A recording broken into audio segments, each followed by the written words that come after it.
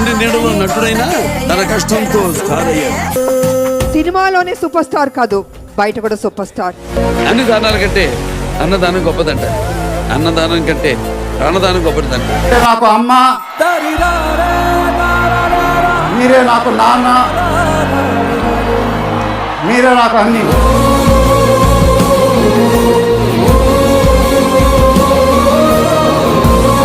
Hello friends, welcome back to mister Shiva updates. ఒక cinema hit అయితే చాలు హీరో అంటారు. అదే వరుసగా 2-3 సినిమాలు హిట్ అయితే స్టార్ డమ్ వచ్చేసినట్లే. కానీ హిట్లు, ఫ్లాప్స్తో సంబంధం లేకుండా కెరీర్లో ఎన్ని అప్స్ అండ్ డౌన్స్ వచ్చినా సరే ఆడియన్స్ ఎప్పటికీ అదే ప్రేమతో చూస్తున్నారు అంటే అతను జస్ట్ స్టార్ కాదు, ఖచ్చితంగా సూపర్ స్టారే. ఎందుకంటే స్టార్ డమ్ని ఒక సినిమా ఇవ్వచ్చు, కానీ సూపర్ స్టార్ డమ్ అనేది ఆడియన్స్ మాత్రమే ఇవ్వగలరు. అలాంటి ప్లేస్ సంపాదించుకున్న మన సూపర్ స్టార్ మహేష్ బాబుకి ముందుగా a very happy birthday. So ఈ స్పెషల్ డే సందర్భంగా అసలు ఆయన జర్నీ ఎలా మొదలైంది అనేది ఒక్కసారి చూద్దాం. మహేష్ బాబు యాక్టింగ్ ప్రయాణం రాజకుమారుడితో మొదలవ్వలేదు. దానికి చాలా ముందే, అంటే 1979లోనే స్టార్ట్ అయింది. అప్పట్లో ఆయన వయసు కేవలం 4 ఏళ్లు. నీడ సినిమాతో ఒక క్యూట్ చైల్డ్ ఆర్టిస్ట్గా ఫస్ట్ టైం కెమెరా ముందుకు వచ్చాడు. అప్పట్లో అతనికి ఉన్న ఒకే ఒక గుర్తింపు సూపర్ స్టార్ కృష్ణగారి అబ్బాయని. కాని నాన్నగారి పేరు చాటున ఉండిపోకుండా తనకంటూ ఒక సపరేట్ ఇమేజ్ క్రియేట్ చేసుకోవాలి. మహేష్ బాబు అనే ఒక బ్రాండ్ క్రియేట్ చెయ్యాలి. అదంత ఈజీ ఏం కాదు కదా. ఎందుకంటే బ్యాక్గ్రౌండ్ ఉంటే ఇండస్ట్రీలోకి ఎంట్రీ ఈజీగా దొరుకుతుందేమో కానీ ఇండస్ట్రీలో నిలబడాలంటే మాత్రం మన టాలెంటేంటో ప్రూవ్ చేసుకోవాల్సిందే. అలా 1999లో రాజకుమారుడు సినిమాతో హీరోగా ఎంట్రీ ఇచ్చాడు. ఫస్ట్ సినిమాతోనే ఆ లుక్స్, ఆ స్టైల్, ఆ స్క్రీన్ ప్రెజెన్స్ చూసి ఆడియన్స్ ఫిదా అయిపోయారు. ఆ క్యూట్నెస్ చూసి ఫ్యాన్స్ అంతా ముద్దుగా ప్రిన్స్ అని పిలుచుకోవడం స్టార్ట్ చేశారు. కానీ ప్రిన్స్ అనిపించుకోవడం వేరు, సూపర్ స్టార్ రేంజ్కి ఎదగడం వేరు. ఆ ప్రయాణంలో మహేష్ కెరీర్కి ఒక పర్ఫెక్ట్ టర్నింగ్ పాయింట్ ఇచ్చిన సినిమా ఒకటి ఉంది, అదే మురారి. ఈ సినిమా తర్వాత మహేష్ని ఆడియన్స్ చూసే కోణమే మారిపోయింది. జస్ట్ స్క్రీన్ మీద ఫైట్లు చేసే హీరోలా కాకుండా అచ్చం మన ఇంట్లో కుర్రాడిలా అనిపించాడు. ఆ అమాయకత్వం, ఆ స్మైల్ ముఖ్యంగా ఫ్యామిలీ ఆడియన్స్కి బాగా కనెక్ట్ అయిపోయాయి. కానీ ఒక రేంజ్కి వెళ్లాలంటే ఫ్యామిలీ ఆడియన్స్ ఒక్కరే ఉంటే సరిపోదు కదా, యూత్ కావాలి.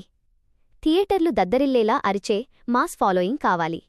కరెక్ట్గా అక్కడే మహేష్ తన అసలు గేమ్ స్టార్ట్ చేశాడు. అదే ఒక్కడు. అందులో క్యారెక్టర్ పేరు అజయ్. చూడటానికి కబడ్డీ ఆడుకునే ఒక సింపుల్ కుర్రాడు. ఫ్రెండ్స్తో ఎంజాయ్ చేస్తాడు, ఫ్యామిలీతో ఉంటాడు, సరదాగా ప్రేమలో పడతాడు.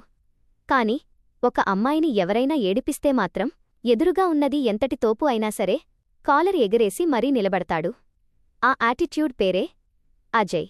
అప్పటివరకు కమర్షియల్ సినిమాల్లో హీరో అంటే తొడలు కొట్టడం, గట్టిగా అరవడం, ఇది ఒక ఫార్మాట్. కానీ ఒక్కడు ఆ డెఫినిషన్నే పూర్తిగా మార్చేసింది.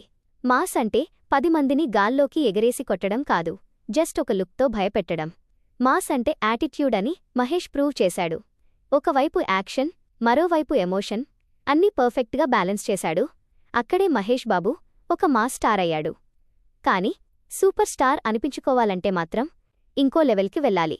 సాధారణంగా ఒక్కడులాంటి ఇండస్ట్రీ హిట్ కొట్టిన తర్వాత ఎవరైనా సరే మళ్ళీ అదే ఫార్ములాలో ఇంకో మాస్ సినిమా చేస్తారు. కాని మహేష్ అలా చేయలేదు. సడన్గా రూట్ మార్చి అతడు చేశాడు.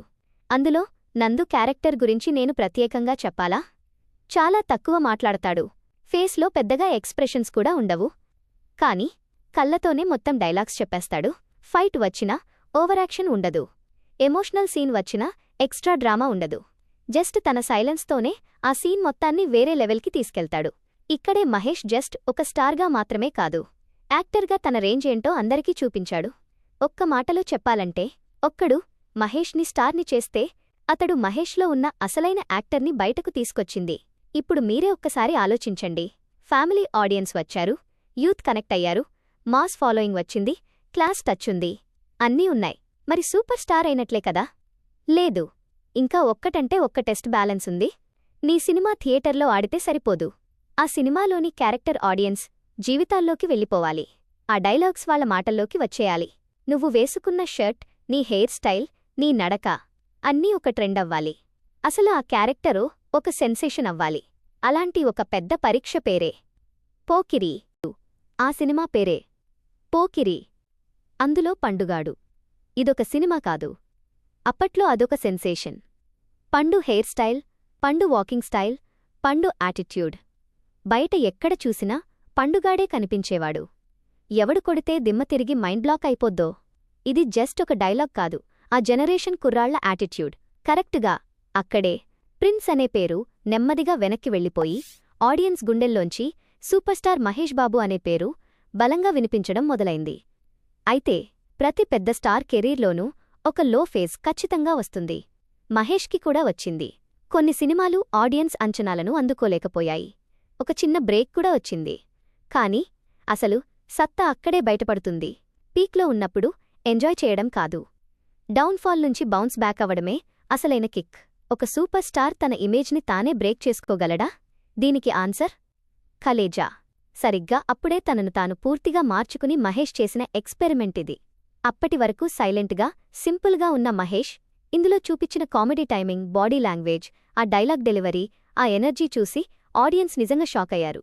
రిలీజ్ అయినప్పుడు కమర్షియల్గా వర్కౌట్ అవ్వకపోయినా రాను రాను కలేజా ఒక కల్ట్ క్లాసిక్గా మారిపోయింది.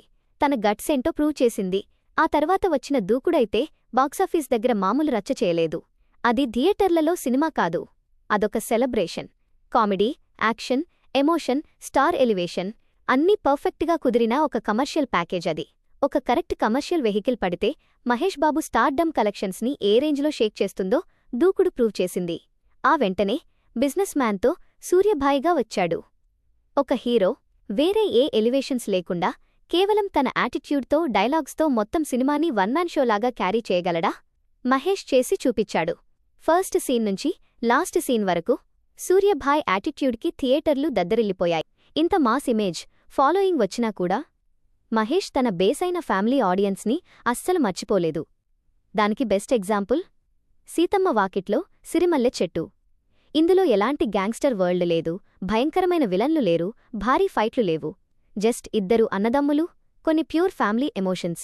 కాని ఆ చిన్నోడి క్యారెక్టర్లో మహేష్ని చూసి మళ్లీ ప్రతి ఇంట్లో మన కుర్రాడే అనిపించాడు. ఇదే ఆయన బిగ్గెస్ట్ స్ట్రెంగ్త్.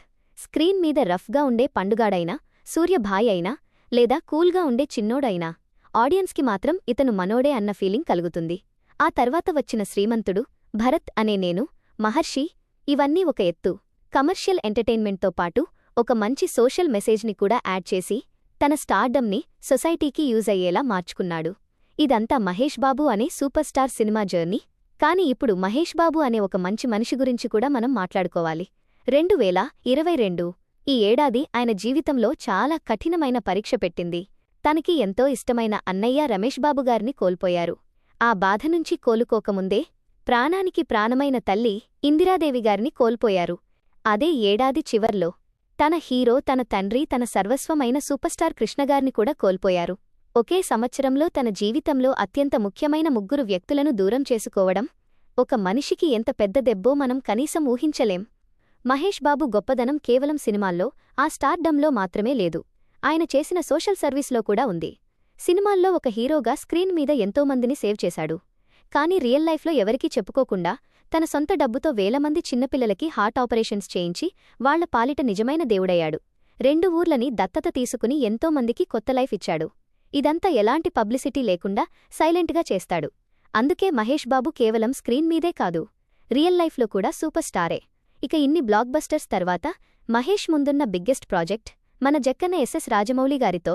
మన Telugu super star Indian cinema రేంజ్ని ప్రపంచానికి చూపించిన రాజమౌళి. వీళ్ళిద్దరి కాంబోలో వస్తున్న ఆ crazy project official title Varanasi. ఇందులో మహేష్ బాబు రుద్రగా, ప్రియాంక చోప్రా మందాకినీగా, పృథ్వీరాజ్ సుకుమారన్ కుంభ అనే పవర్ఫుల్ క్యారెక్టర్స్లో నటిస్తున్నారు. ఇది మామూలు సినిమా కాదు. వారణాసి నుంచి స్టార్ట్ అయ్యి అంటార్కిటికా, ఏన్షియంట్ రోమ్ వరకు వెళ్లే ఒక భారీ globe trotting adventure. Latest updates ప్రకారం సినిమా షూటింగ్ కూడా దాదాపు 80% పూర్తయిపోయింది. మరి మోస్ట్ ఇంపార్టెంట్ ఏంటంటే రిలీజ్ డేట్ కూడా లాక్ చేసేశారు.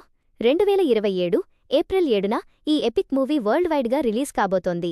ఇప్పటి వరకు మన తెలుగు ఆడియన్స్ మాత్రమే మహేష్ని సూపర్ స్టార్గా చూశారు. ఇక వరల్డ్ ఆడియన్స్ మన బాబుని ఏ స్థాయిలో రిసీవ్ చేసుకుంటారో చూడాలి. సో లైఫ్లో ఫ్లాప్స్ వచ్చినా నిలబడ్డాడు, విమర్శలు వచ్చినా నిలబడ్డాడు. పర్సనల్ లైఫ్లో ఎన్నో కష్టాలు వచ్చి కిందకి లాగేసినా సరే మళ్లీ గట్టిగా లేచి నిలబడ్డాడు. ఎందుకంటే నక్షత్రం వెలుగులో ఉన్నప్పుడు కనిపించడం పెద్ద విషయం కాదు, చీకటిలో కూడా తన వెలుగుతో కనిపించడమే ఒక అసలైన స్టార్ గొప్పదనం.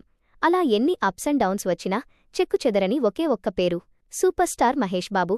ఈరోజు ఆయన 51వ పుట్టినరోజు సందర్భంగా మన మిస్టర్ శివ అప్డేట్స్ తరఫున, అలాగే అభిమానులందరి తరఫున once again happy birthday super star Mahesh Babu. మరి మీకు మహేష్ బాబు కెరీర్లో ఏ క్యారెక్టర్ అంటే ఎక్కువ ఇష్టం? ఒక్కడిలో అజయ్నా, అతడిలో నందునా, పోకిరిలో పండునా, కలేజాలో సీతారామరాజునా, లేక దూకుడులో అజయ్నా? కామెంట్ సెక్షన్లో ఒక్క పేరు చెప్పండి. ఈ వీడియో మీకు నచ్చితే గట్టిగా ఒక లైక్ వేసుకోండి, మీ ఫ్రెండ్స్కి షేర్ చేయండి. ఇలాంటి genuine cinema stories, reviews and updates కోసం మన మిస్టర్ శివ అప్డేట్స్ని సబ్స్క్రైబ్ చేయండి. నేను మీ శివ. మరో ఇంట్రెస్టింగ్ వీడియోతో మళ్ళీ కలుద్దాం. జై హింద్,